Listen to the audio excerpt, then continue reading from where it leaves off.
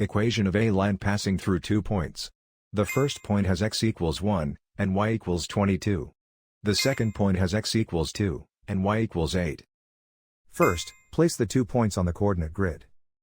The run is the horizontal change, from x equals 1 to x equals 2, the run is 1. The rise is the vertical change, from y equals 22 to y equals 8, the rise is negative 14. Slope is rise divided by run, negative 14 over 1, which simplifies to negative 14.